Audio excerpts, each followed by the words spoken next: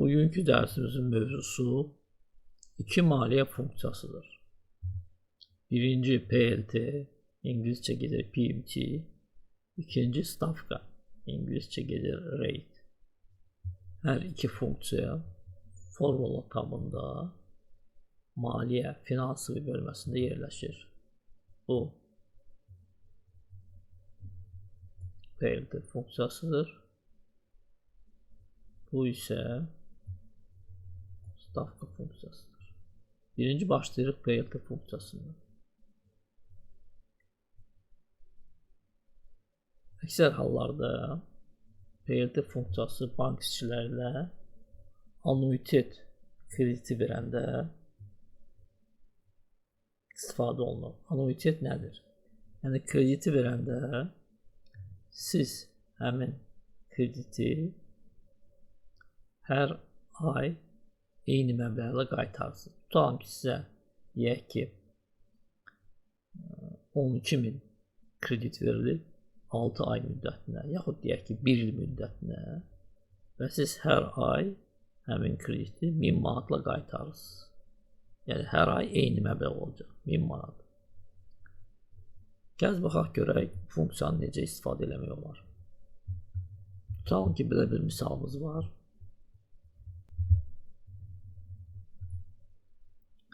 Sizə 10.000 kredit verilir.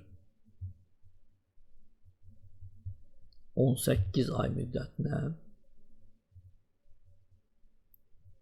12 ay müddətinə, yaxud 18 ay götürək, qoy olsun 18 ay və 18%-lə.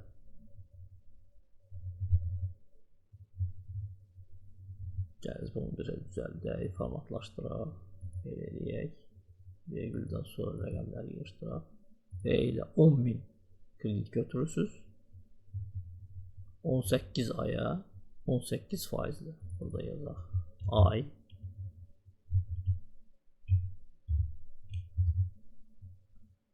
və bizə lazımdır ki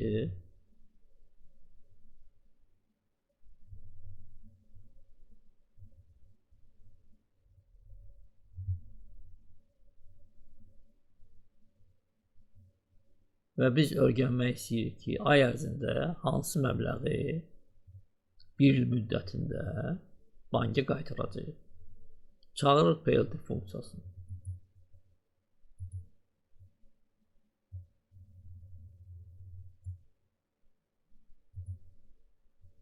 Stavka illik faiz 18-dir.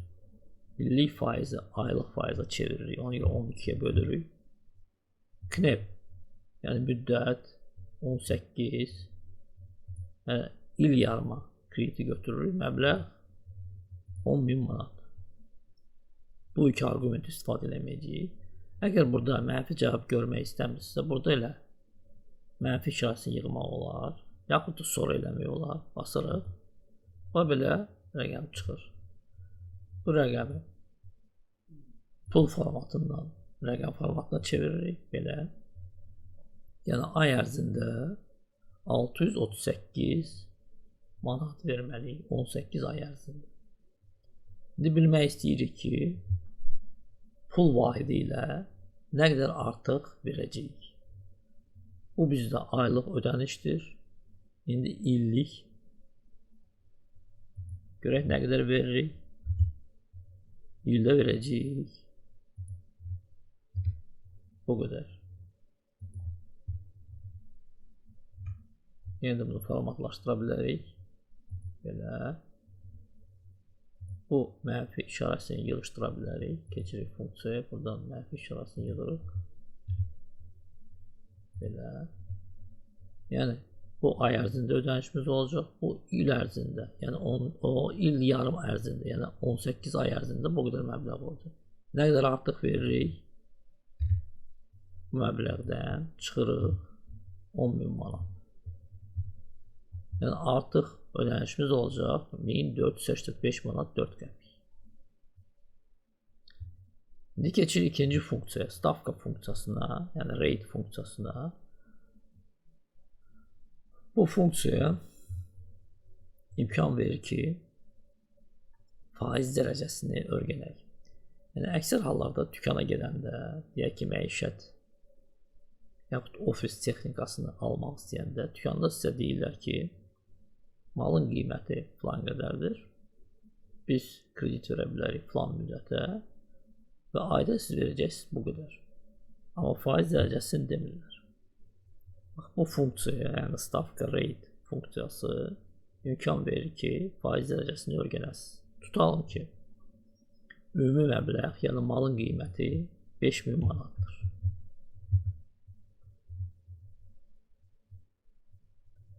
Aylıq ödəniş 500 manatdır. Və müddət 12 aydır. Yəni 1 ilə siz 5000 manat ödəməlisiniz. Ödəmək üçün hər ay 500 manat verirsiniz. İndi bilmək istəyirsiniz ki, bunun faizi nətər olacaq. Burada mənfi 500, yəqin ki, artıq aydındır. Keçən dərslərə görə qulaq asırsınızsa, əgər biz pul verirsə, yəni bizim cibimizdən pul azalırsa, onda mənfi işarəsini göstərir. Çağırırıq stavka funksiyasını. Bərabərdir. Stavka. Klep 12. Aylıq ödəniş 500. Ümumi məbləğ 5000. Okey. 3%. Bu bizdə aylıq faizdir. İllik faiz hesablamaq istəyiriksə 3%-i vururuq 12-yə. Bunu biraz azaldırıq rəqəmləri burada. 0.35. 0.35%. İndi faiz formatına gətirmək istəyirsinizsə burada iki variant var. Birinci, sağ düyməni basırsınız. Xanaların format keçir və buradan rəqəm əvəzinə faiz formatını seçirsiniz. Vergüldən sonra rəqəmləri yığışdıra bilərsiniz. 35%. Belə. İkinci variant, əgər buradan işləmək istəmirsinizsə, istəyirsiniz, məsəl üçün, bu xananın formatını bu xanaya keçirdiniz.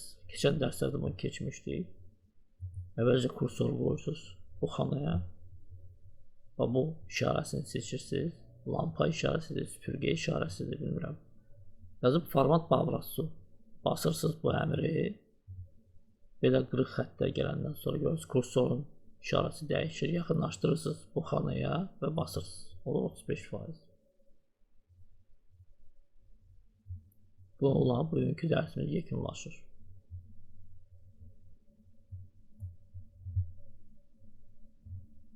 Bugünə bu qədər. Təşəkkürlər.